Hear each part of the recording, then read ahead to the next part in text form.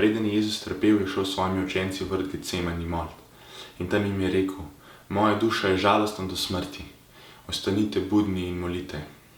Ampak ko je prišel nazaj, videl, da učenci spijo. Noč je bila, težke oči so imeli, utrujeni so bili in so zaspali, niso vedeli, kaj naredijo. In zelo podobno sem se jaz počutil, ko mi je moj prijatelj povedal, da je z otročkom, s katerim je njegova žena noseča, nekaj zelo hudo narobe in da se bo ali rodil mrtev, ali pa da bo se rodil in živel zelo kratek čas.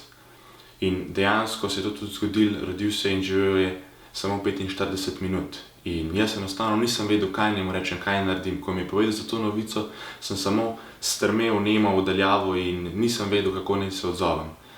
In skozi vso to zgodbo enostavno, ker nisem vedel, nisem znal kaj, ker se še nikoli nisem z nobeno tako stvarjo soočil, sem ga vprašal, sem rekel: lej, kaj ti rabiš od mene, kaj bi ti sploh rad, kaj bi ti pomagal, da bi lažje to žalost in to bolečino dal skozi.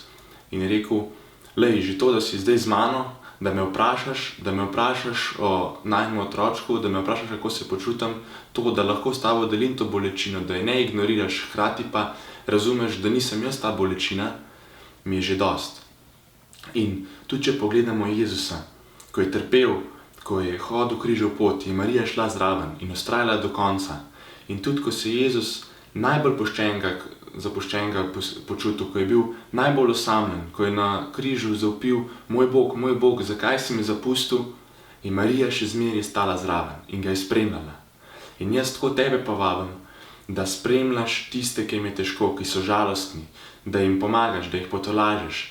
Ni treba biti terapevt, ni treba biti najboljši govorec. Že samo to, da si zraven, da si prisoten, da daš možnost človeku, da spregovori o svoji bolečini, tako kar on želi spregovoriti, je dovolj.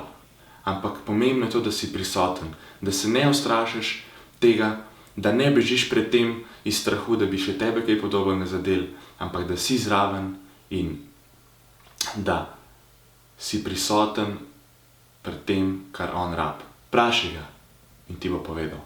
Če pa ne ve, pa sam bod z njim, pa pojdi na kavo ali pa karkoli drugega.